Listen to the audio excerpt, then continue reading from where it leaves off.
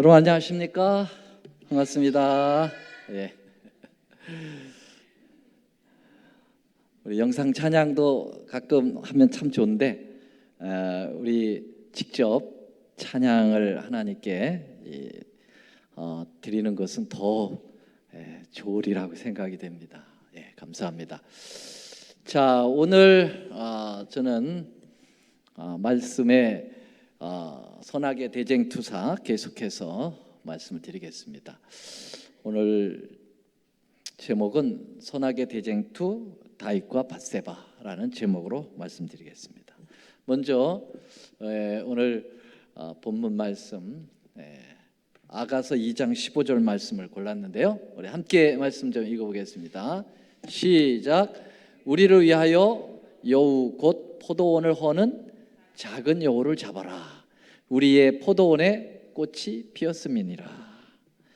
여러분, 지난 시간에 우리는 다윗과 골리앗이라는 제목으로 예수님의 그 모습을 다윗을 통해서 보고 또 선악의 대쟁투가 어떻게 그 싸움에서 그렇게 구성되어 있는지를 좀 살펴보았습니다. 이 다윗은 이제 예수님을 나타냈고 골리앗은 이제 사단을 나타내면서 거대한 이 사단의 공격에 어떻게 작은 다윗이 승리를 거뒀는지를 잘 살펴봤습니다. 자, 이렇게 엄청난 골리앗과의 그 싸움에서 멋지게 승리를 거둔 다윗이 이번에는 아주 작은 것처럼 보이는 가냘픈 한 여인에게 이제 대패를 당하는 모습을 오늘 좀 살펴보려고 합니다. 여러분, 큰 것에서는 이기고 작은 것에서 질 수 있습니까? 어떻게 생각하세요? 여러분은 항상 큰 것에만 이깁니까? 작은 것에서도 우리는 잘 패배를 당할 때가 있습니다. 오히려 이제 큰 싸움에는 그냥 단단하게 무장을 하고 대처를 열심히 하는데 아주 작은 것은 너무 쉽게 대처 못하고 그냥 당하는 수가 상당히 있습니다. 그래서 사실 작은 것이 무너지기 시작하면 점점 커서 큰 것까지 이제 무너지게 되는 사례가 많죠. 그래서 이제 사단은 항상 큰 것으로만 이제 대항마로만 이제 공격을 하는 것이 아니라 아주 작은 틈을 통해서, 그래서 마귀는 이제 틈을 통해서 이렇게 역사하는 때도 굉장히 많습니다. 자, 이 우리가 아시는 대로 이 갈멜산상에서 엘리야가 대승을 거둡니다. 이 바알 선지자들, 아세라 선지자들 850대 1의 싸움에서 대승을 거두죠. 그런데 그 이튿날 한 여인 이세벨의 그 겁박 속에 그 거대한 승리자인 위대한 구약의 대표 선지자 엘리야가 36개 주랭랑을 치고 있죠. 그래서 큰 싸움을 해놓고 바로 작은 싸움에 무너지는 수가 많아요. 왜냐하면 이제 큰 싸움을 이기면은 자신감이 스스로 붙게 되잖아요. 그래서 이제 목에 힘도 들어가고, 그래서 하나님을 쳐다보는 게 아니라 자기를 이제 바라보기 때문에 그 틈을 타고 이제 사단이 들어오게 되는데요. 한 번은 이 대해를 이게 항해하던 큰 선박이 갑자기 항로를 잃고 그 암초가 있는 곳으로 가서 암초에 이게 부닥쳐 가지고 이게 침몰이 되었어요. 바람이 세게 분 것도 아니고 뭐 이 배에 어떤 기관에 고장이 난 것도 아니고 날씨도 아주 좋고, 그런데 갑자기 항로를 잃었고 그 엄청난 선박이 말이죠, 좌초당한 것입니다. 그래서 이 항만청에서 이거 도대체 어떤 일이냐, 그래서 이제 샅샅이 그 침몰한 배를 뒤졌는데 원인을 기가 막히게 찾아냈어요. 그 원인은 어디서 찾아냈냐면은 이 항해사가 이제 보고 있는 그 나침판이 있잖아요. 그 나침판에 의해서 이제 방향을 잡아가는 거 아닙니까? 그런데 그 선박에서 청소를 하는 한 아주머니가 이 항해사가 근무하는 거기서도 깨끗하게 이제 치다가 너무 깨끗하게 이제 치는 그러한 과정 속에서 이제 사고가 터진 거예요. 뭐냐면은 그 나침판에 그 틈새에 때가 꼈어요. 그래서 그 때를 빼려고 걸레로 아무리 이렇게 해도 그 틈새에 걸레가 안 들어가니까 때를 뺄 수가 없어요. 그래서 그가 날카로운 칼날을 가져와 가지고 그거를 파내다가 그만 칼 끝트러기가 똑 부러져 가지고 거기에 낀 거예요. 그래서 이 나침판의 바늘이 그 아주 작은 쇠끝트러기에 영향을 받아서 방향을 바꿔버렸어요. 그러니까 이거 거대한 선박이 그만 항로를 잃고 좌초를 된 거예요. 그 암초 있는 데로 가가지고 좌초를 당한 것입니다. 여러분, 거대한 선박이 아주 작은 쇠끝트러기 하나에 의해서 방향을 이룰 수 있다는 사실이죠. 그래서 큰 배가 그 침몰을 당할 수 있다는 것이죠. 여러분, 우리의 삶도 그렇습니다. 우리의 삶도 아주 작은 것에 의해서 우리의 인생이 침몰당할 수 있다는 사실을 우리에게 가르쳐주는 교훈이죠. 그래서 오늘 아가서를 제가 이렇게 폈는데 아가서 2장 15절을 보니까 아주 작은 여우를 잡으라 그랬어요. 그 작은 여우가 포도원을 다 망쳐버린다. 자, 이제 우리는 다윗이 어떻게 큰 대싸움에서 그 거장 골리앗을 무너뜨리고 난 다음에 어떻게 작은 싸움에서 무너졌는가, 이제 그 부분을 본격적으로 우리 좀 살펴보려고 합니다. 사무엘하 11장에 보면은요, 이제 그 장면이 나옵니다. 해가 돌아와서 왕들의 출전할 때가 되매 다윗이 요압과 그 신복과 온 이스라엘 군대를 보내니 저희가 암몬 자손을 멸하고 랍바를 에워싸고 다윗은 예루살렘에 그대로 있느니라. 저녁 때 다윗이 그 침상에서 일어나 왕궁 지붕 위에서 거닐다가 그곳에 보니 한 여인이 목욕하는데 심히 아름다워 보인지라 그랬습니다. 여러분, 다윗은 사무엘하 11장 2절 그 이전에 보면은요, 10장, 9장 이렇게 쭉 보면 전쟁을 계속합니다. 계속 이제 왕이 돼가지고 정복을 해 나가는데요, 대승을 거둡니다. 다윗은 연승이에요. 싸웠다면 다윗은 이깁니다. 왜 그랬을까요? 누가 함께 하신 겁니까? 하나님께서 함께 하신 거예요. 다윗은 싸움으로 하러 갈 때 항상 하나님께 여쭙고 갑니다. 하나님, 이 싸움 할까요? 하나님이 오케이 하면은 싸우고, 멈춰 그러면 안 하고, 전적으로 하나님을 의지하고 이 전투를 벌이는 법을 다윗은 알고 있었어요. 그래서 연전연승이에요. 자, 승리를 계속 하다 보니까 어떤 생각이 들까요? 이게 내가 잘나서 한 거지, 이런 생각이 자꾸 드는 거죠. 뭐 골리앗 죽였을 때도 여인들이 무슨 그 노래를 불렀어요? 다윗이 사울이 죽인 자는 천천히고 다윗이 죽인 자는 만만이라. 그러면서 이 다윗을 한껏 올려놓잖아요. 다윗이 계속 싸움에서 계속 이기다 보니까 하나님께서 도우셔서 이 싸움을 이기게 하셨다라고 하는 생각은 점점 줄어들고, 내가 잘나서 내 지략이 세고 나의 모든 그 경영의 이 전투의 경영이 내가 전략이 올라서 그렇지 하면서 자꾸 이제 자기를 인정하게 되고 자기를 높이게 되죠. 여기서부터 이제 다윗은 문제가 발생을 했다는 것입니다. 뭐 갑자기 다윗이 이렇게 목욕하는 밧세바를 보고 이제 유혹에 넘어간 것이 시작이 아니고 그 이전부터 벌써 무너져가고 있었다는 것입니다. 다윗이 교만했다는 거예요. 교만하다 보니까 뭐가 되냐면 게으러지는 거죠. 그래서 전투를 직접 나가지도 않고 부하들만 시켜놓고 본인은 이제 예루살렘에 그대로 남아 있으면서 자기는 뭐 하는 겁니까? 그 전쟁에 보낸 사람들과 계속 교통을 하면서 전략을 지시하고 간섭하고 해야 되는데 전혀 그렇지 않아요. 그냥 그들에게 맡겨놓고 본인은 게을러 빠졌습니다. 어떻게 게으르다는 걸 알 수 있을까요? 여기 노란 글씨로 제가 하이라이트 해놨습니다.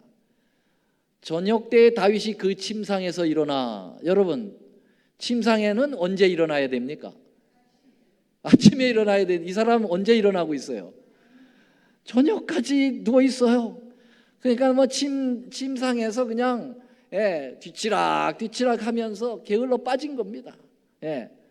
그래서 저녁 늦게 일어나가지고 심심하니까 왕궁 지붕 위에서 이리 거니고 저리 거니는 그러한 모습이 보여지잖아요. 그러다가 이제 이 여인을 보게 되는데, 여러분 이렇게 마음이 이미 무너지고 있고 틈을 보이고 있을 때, 자 그래서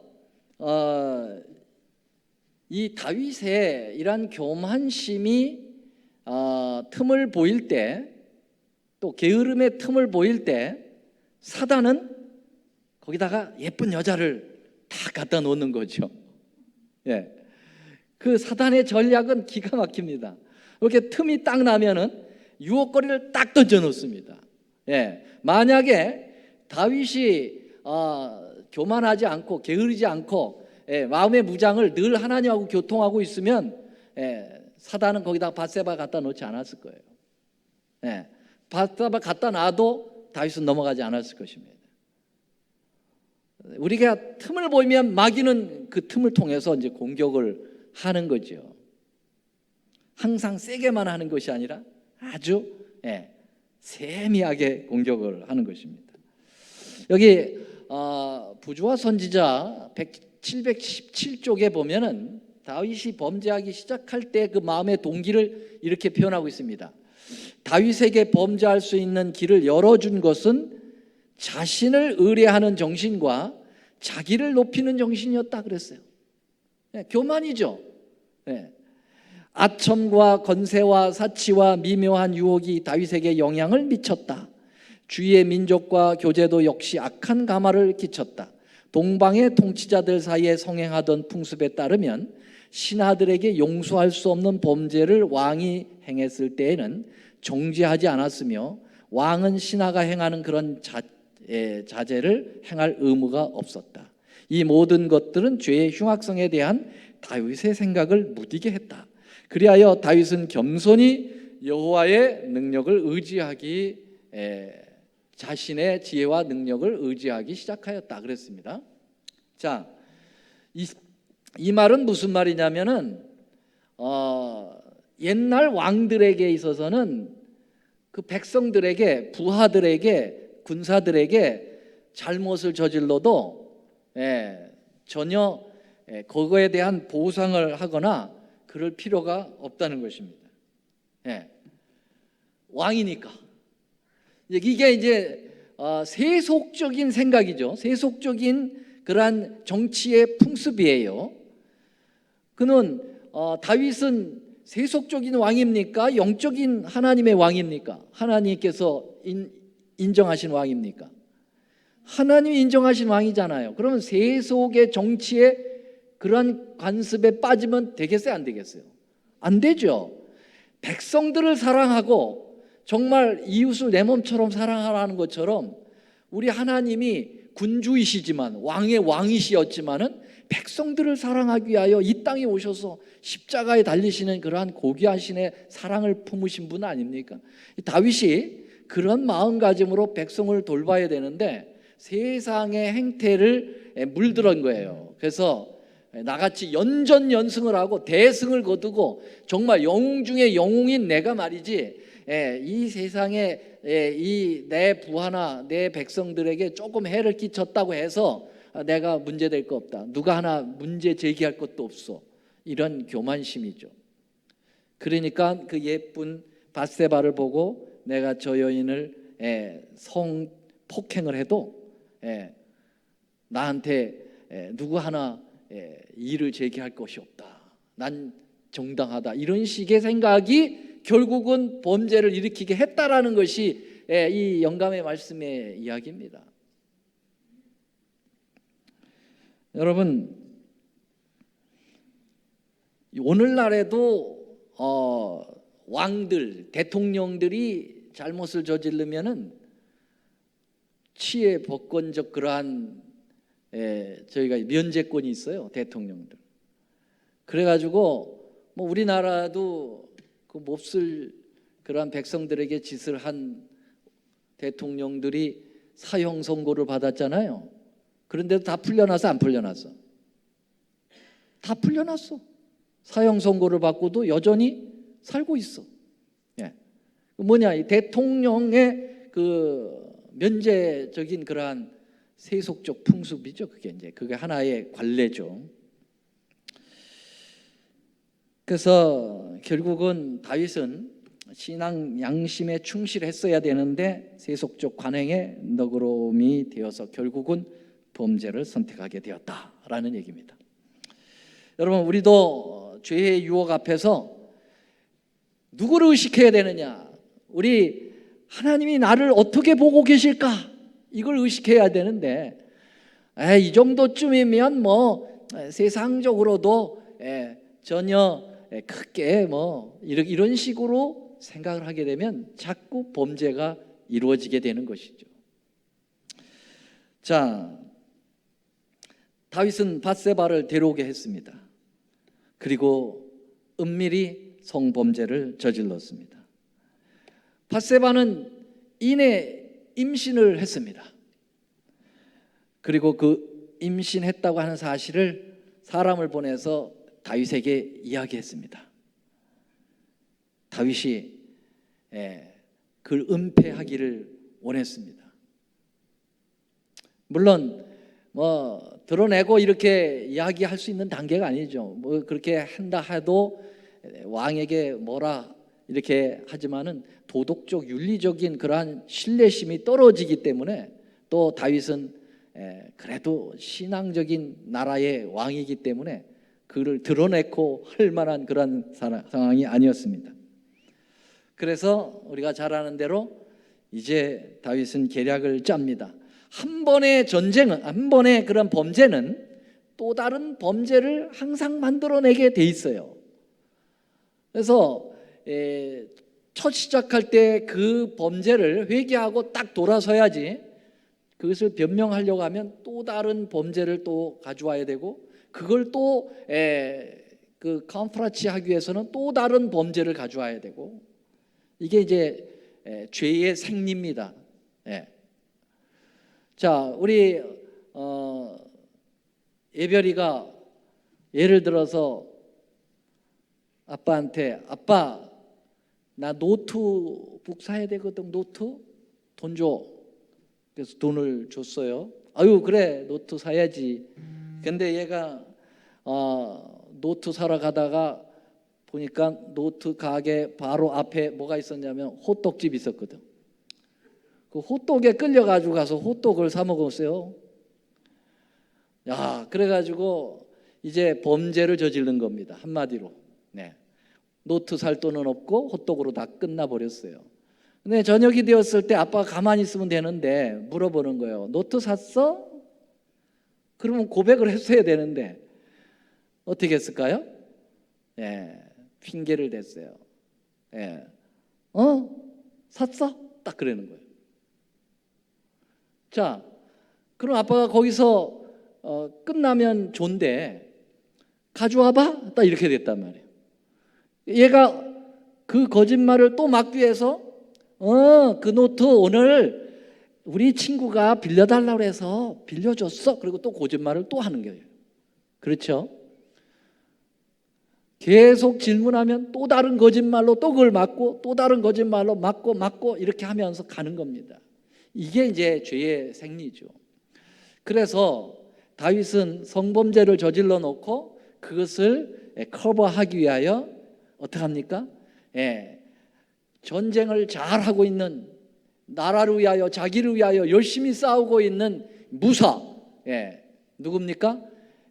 밧세바의 남편 우리아라고 하는 이 용장입니다. 이 사람에게 갑자기 이 사람을 휴가 조치하라고 사령관 요압에게 전가를 하는 겁니다. 요압은 처음에는 잘 몰랐겠지만, 알았을까요? 몰랐을까요? 지금 다윗이 무슨 작당을 하고 있는지 알았을 거예요. 그러나 왕이기 때문에 그 말을 그대로 아무 말 없이 들어줍니다. 잘 싸우고 있는 휴가 때도 아닌데 휴가를 보내라는 거예요, 갑자기.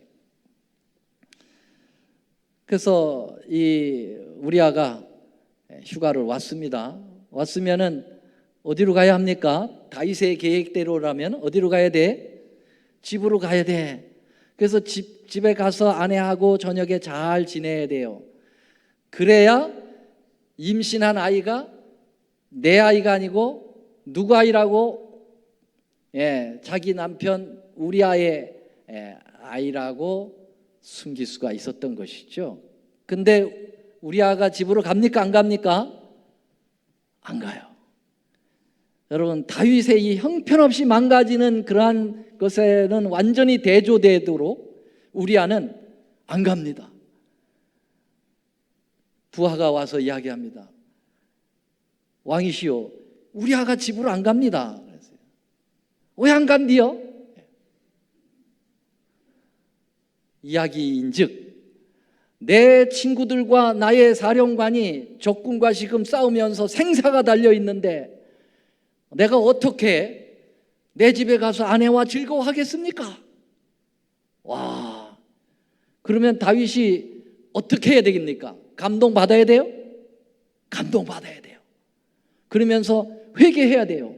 아, 이런 친구를 통해서 나에게 하나님께서 말씀하시는구나, 이렇게 해야 되는데 다윗은 이미 성령이 떠나버렸어요. 그래서 이것 봐라, 안 가 네가? 그래서 그 다음 계략을 짰습니다. 어떻게 하라는 겁니까? 술 먹여! 그래요. 술을 먹여가지고 알딸딸 할 때 집으로 가도록 해. 그래서 아주 연애를 잘 베풉니다. 근데 우리아가 집으로 안 갑니다. 끝까지 그는 양심을 지켰어요. 다윗이 미치겠어요. 집으로 가야 되는데 안 가는 거예요. 그래서 다윗은 마지막 계략을 짜는 거죠. 정말 망가져도 이렇게 망가질 수가 있을까? 어떻게 해요? 그 우리아 손에다가 편지를 써서 사령관에게 갖다 주라는 거예요. 근데 그 편지는 뭐냐면은 지금 그 편지를 들고 가는 이 우리아를 전투에 아주 맹렬한 전투 맨 앞에다 세우고, 그리고 살짝 나머지는 다 빠져. 결국 죽이라는 거죠. 전쟁에서 전사한 것처럼 계략을 짜라고 하는 것을 여러분 어떻게 당사자 손에다가 그걸 줘가지고 보냅니까? 이거는 완전히 양심의 화인이 맞은 상태예요, 지금 다윗이요. 결국은 죄는 죄를 낳고 죄는 죄를 낳고, 그래서 결국 우리아는 그 계략대로 열심히 가서 싸우다가 갑자기 후퇴하고 포로가 되어서 결국 거기서 죽임을 당하게 됐죠. 참 괘씸하기도 보통 괘씸한 존재가 아닙니다. 그 악의 행동은요, 사실은 가속도가 붙습니다. 악의 행동은 마치 언덕을 수레가 내려가듯 한 그러한 모습이에요. 여러분도 그런 경험을 하신 적 있으십니까? 여러분, 죄를 짓고 죄를 회개하지 않으면요, 그 다음 죄는 아주 쉬워요. 그 다음 죄는 더 쉬워요. 그리고 더 빨리 더 망가집니다. 쉽게 팍팍 내려갑니다. 여러분, 요나가 하나님은 낯을 피하여 가려고 할 때 아주 급속도로 그의 방향이 바뀌어가지고 다시스로 갑니다. 계속 밑으로 내려갑니다. 내려가고 아주 급속도로 내려가죠. 예. 자, 결국 하나님께서 이 모습을 보시면서 어떻게 평가하셨을까요? 여러분, 다윗은 적어도 10계명 중에서 몇 가지의 계명을 어겼다고 봅니까? 몇 가지? 네? 몇 가지 어긴 것 같아요? 이거 안 보이세요? 적어도 4가지의 계명을 어겼습니다. 제일 먼저 7계명 어겼죠. 제 7계명 뭐예요? 간음하지 마라. 간음했습니까? 네, 남의 어엿한 아내를 데려다가 성관계를 가졌으니까 여러분, 간음이에요. 간음죄 7계명 어겼습니다. 그 다음에 제 10계명 어겼어요. 10번째 계명. 10번째 계명 뭐예요? 내 이웃이나 내 이웃의 아내를 탐내지 마라. 이웃의 아내를 탐냈어요. 10번째 계명 어겼어요. 그 다음에 몇 번째 계명 어겼어요? 6번째 계명 어겼어요. 6번째 계명 뭐예요? 살인하지 마라. 자기가 직접 죽인 아니었지만 죽인 거예요. 그렇죠? 가서 죽이라고 계략을 짜고 거의 죽도록 만들었으니까, 명령했으니까 살인죄입니다. 그 다음에 몇 번째 계명? 9번째 계명이에요. 거짓 증거하는 거죠. 그럴싸하게 이렇게 속이는 거죠. 그래서 적어도 10계명 중에서 4가지의 계명을 어긴 이 다윗. 여러분, 오늘날 법정이라도 이런 죄는 뭐가 최종 언도가 될까요? 여러분들이 법관이라면 뭘로 언도를 내리겠어요? 사형이에요, 사형. 뭐 제고할 필요도 없어요. 간음죄다, 살인죄에다가 거짓해 사형입니다. 우리 하나님께서 또 이렇게 말씀하셨습니다. 다윗의 소위가 여호와 보시기에 악하였더라 그랬습니다. 아주 죄질이 나빴어요. 죄질이 보통 나쁜 게 아니에요. 그러나 다윗이 이런 악덕 범죄보다도 더 심각한 죄는 그가 저지른 이 엄청난 죄를 인식하지 않고 있다고 하는 사실이 더 심각한 죄입니다. 여러분, 죄 중에 죄가 뭐냐면 자기가 죄를 저질러 놓고도 죄를 인정하지 않는 거예요. 잘 인식이 안 되는 겁니다. 그러면은 성경에서 여러분, 죄를 져도 그걸 인정하고 하나님께 회개하고 그 죄를 가지고 나가면 다 용서받거든요.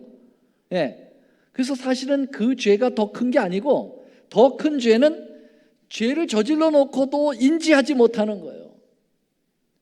여러분, 그것만큼 무서운 죄가 없어요. 그건 회개할 수가 없으니까 결국은 이제 영원한 멸망으로 가는 죄입니다. 하나님께서 나단이라고 하는 선지자를 보내가지고 이제 제일 먼저 하시는 일이 뭐냐면은 다윗이 스스로 죄를 깨닫도록 하는 일을 하게 하시는 거죠. 그래서 나단이 찾아가서 아시는 바대로 예화를 듭니다. 예화를 들죠. 무슨 예화를 들죠?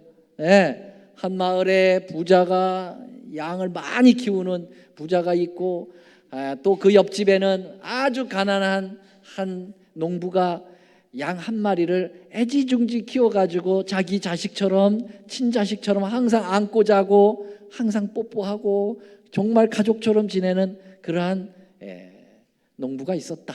근데 큰 부잣집에 손님이 왔다.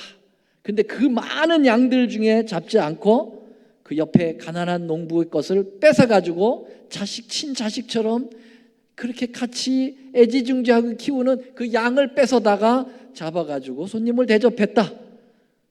어떻게 해야 될까요? 왕이시라면 어떻게 하실 겁니까? 그랬더니 왕이 뭐라고 그래요? 다윗이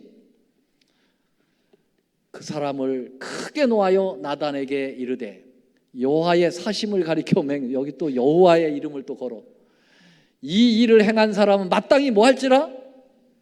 사형이야. 그랬어요. 이런 얘기를 하고 있는 걸 보니까 여러분, 여기까지도 아직 다윗가 자기 죄를 깨닫고 있어요? 안 깨닫고 있어요? 인지하고 있어요? 안 인지하고 있어요? 인지 못하고 있어요.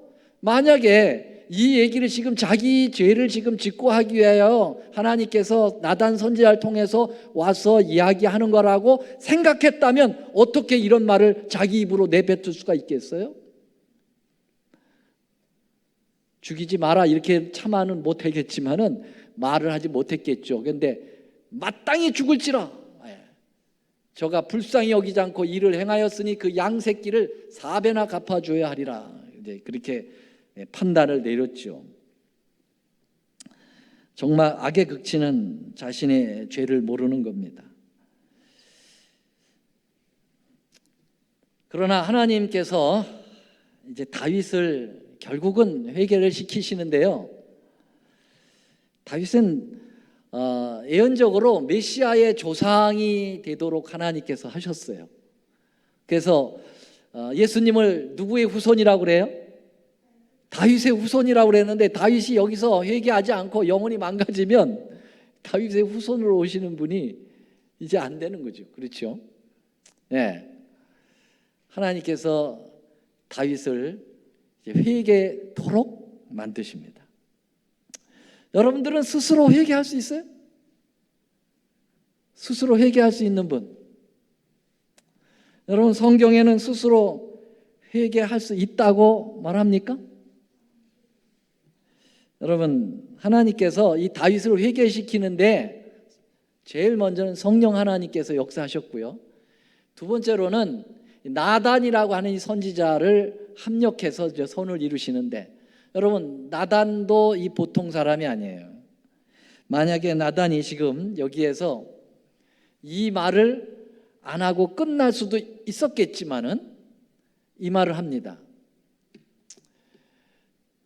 무슨 말을 합니까? 다윗에게 죽을 수밖에 없는 말을 해요.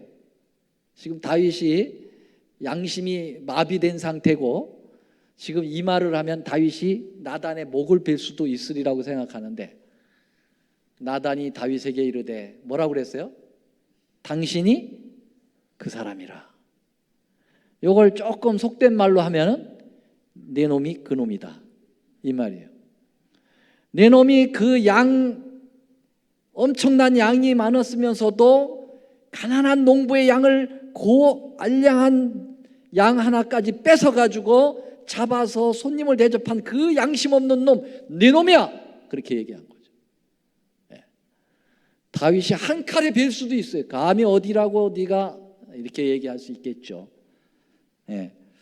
여러분, 그러나 다윗은 이제 회개를 합니다. 여기서 회개를 하는데,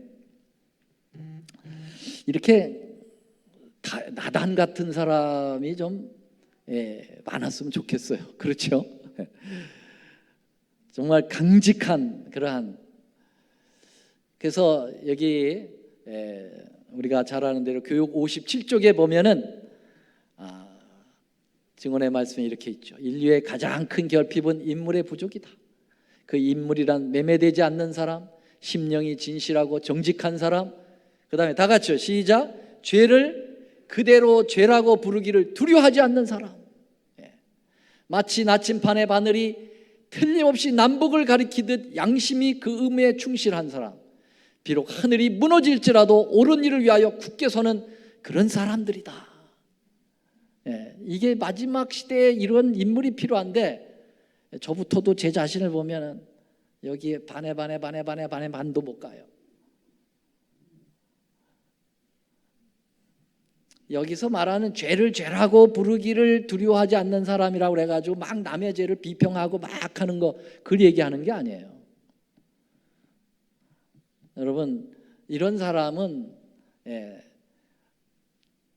그 상대의 죄를 지적하게 될 때 눈물을 흘리면서 아파하면서 정말 자신의 죄를 먼저 살필 줄 아는 사람이 그렇게 하는 거죠. 근데 대부분 남의 죄를 막 비평하는 사람들은 자기 죄가 더 커. 눈에 들보가 있어요. 남의 티를 빼려고 하는. 근데 여기서 말하는 이 사람은 그런 사람이 아니에요. 나단이의 선지자의 이 모습입니다. 죄를 죄라고 황제 앞에서도 목숨을 걸고 직고할 수 있는 그런 인물이었다는 사실이죠. 자, 결국은 다윗이 회개를 하는데요. 여러분, 다윗이 스스로 회개한 게 아니고 완전히 회개를 만들어 갑니다. 하나님께서 완전히 만들어 가시는 거죠. 그러나 다윗이 그래도 마지막 이 만들어 가실 때 그래도 마지막 하나님 앞에 마음을 여는 선택을 했기 때문에 그는 용서를 받을 수가 있어요. 근데 거기서 마지막 문을 마지막까지 닫아버리는 사람도 있어요. 이 다윗은 정말 양심이 다 화인이 맞아서 거의 끝난 줄 알았는데 하나님께서 끝까지 호소해가지고 그를 회개시켜내는 모습을 보게 됩니다. 자, 성경에 보면 회개는 우리 스스로 하기 어렵다. 나는 너희를 회개케 하기 위하여 물로 침례를 주거니와, 여기 회개케라는 말은 뭐냐면 자기가 하는 게 아니라 회개를 당하는 겁니다. 하나님께서 회개하도록 만들어 주신다 이 말이에요. 여러분, 사도행전 5장 31절에도 이스라엘로 회개케 하사, 여러분 수동적이에요. 회개는 내가 하는 게 아니라 하나님께서 회개하도록 하실 때 나는 마음의 문을 열고 아멘으로 순종하는 것이죠. 또 하나 있습니다. 로마서 2장 4절, 혹 내가 하나님의 인자하심이 너를 인도하여 회개케 하심을 알지 못하느냐. 여기서도 회개케라는 말을 한 구절이 아니라 세 군절이 나와요. 나 지난번에 세 군데밖에 못 찾았었는데 뭘 성경을 연구하다가 그 회개케라고 하는 말을 또 하나 좀 찾았는데요.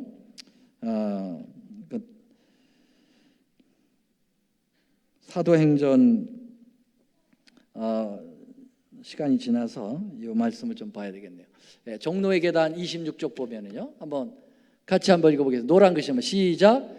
진정한 회개를 하게 하는 것은 오직 그리스도께로부터 나오는 은덕이다. 하나님의 은혜가 아니면 회개가 나오지 않는다 이 말이에요. 그리고 맨 끝에 시작.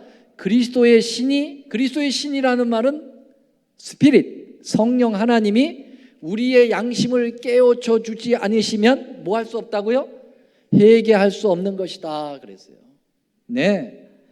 그래서 여러분, 회개라고 하는 것은 하나님의 은혜요 역사다. 이 다윗 얘기를 들어보면 틀림없어요. 다윗이 거의 문을 닫은 상태에서 하나님의 성령과 나단이 그 일을 이루어냈습니다. 자, 성경에 이런 타락한 이야기를 왜 기록했을까요? 이런 거 생략 좀 했으면 좋았을 텐데 너무 창피해. 이 메시아의 조상인 다윗이 보통 이런 짓을 저질렀더니 정말, 그런데 성경은 있는 그대로 이것을 드러내십니다.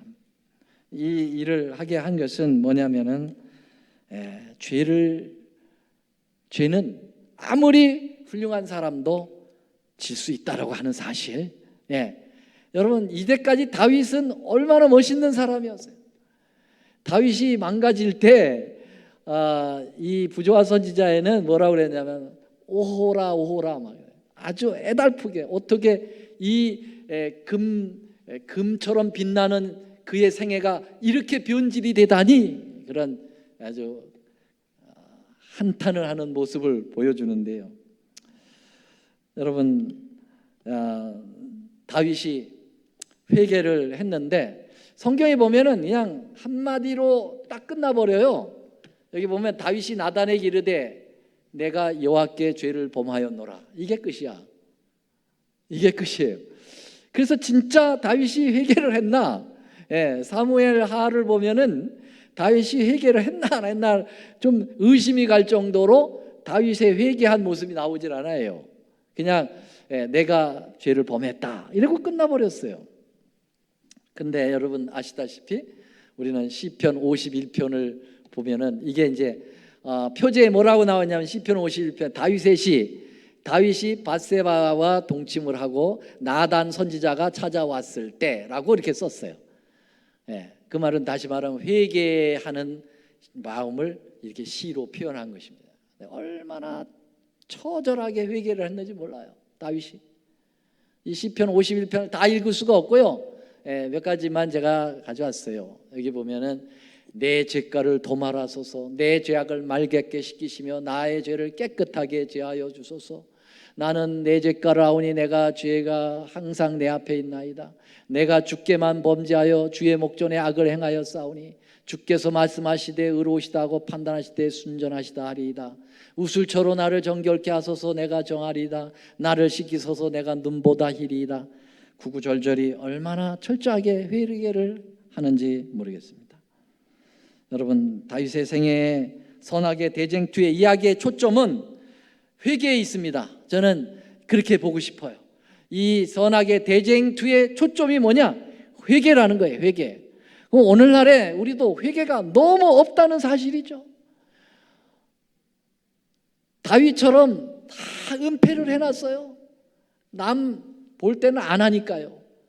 근데 혼자 있을 때는 다 일을 저질러 놓고 남 있을 때는 안 하는 척 합니다. 그걸 제일 누가 그런 척을 잘하냐면 성직자들이 제일 잘하는 것 같아요. 그 다음엔 장로님들, 그 다음엔 집사님들, 그 다음에 평신도들은 조금 서툴러 가지고 자꾸 들켜. 그러죠? 근데 고도에 들키지 않게 잘하는 사람은 목회자들이에요. 제 자신을 보면 알아요. 여러분, 회개해야 돼요. 회개가 너무 없어요. 여러분, 다윗이 그렇게 철저하게 죄를 졌지만 여기에 결론은 뭐냐면 철저하게 회개했다는 거예요. 아멘입니까? 여러분, 그렇게 일을 저질러 놓고도 다윗은 하나님의 벗이라고 얘기하고 나의 마음에 합한 자라고 주님께서 평가해 주셨어요. 다윗을요. 그리고 그 계획대로 다윗은 예수님의 조상이 되었습니다. 그렇게 쉽게 된 게 아니에요. 어떻게 해요? 죄를 철저하게 회개한 것입니다. 여러분, 우리도 회개해야 돼요. 너무 회개가 없는 시대에 살고 있어요.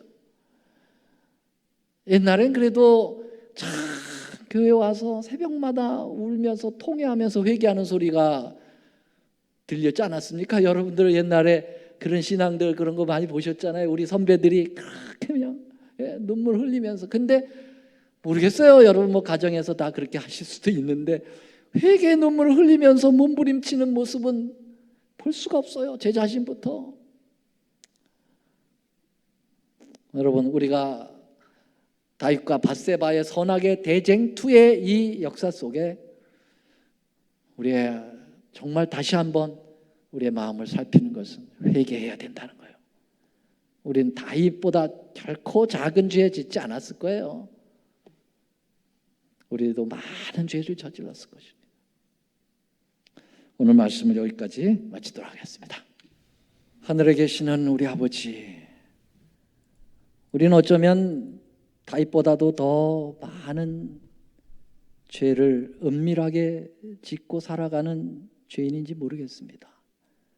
주님, 남을 미워하며 살인도 해왔고 또 음욕을 품어 간음도 저질렀고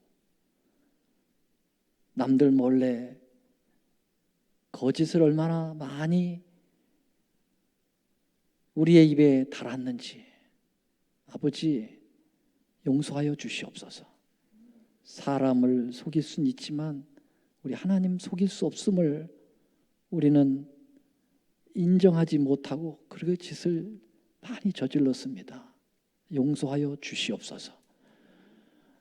다윗이 그런 엄청난 죄를 저질렀음에도 철저하게 자신을 회개했을 때 주님 없던 것처럼 여겨주시고 다윗을 내 친구라고 불러주신 그 넓으신 주님의 은혜 감사합니다.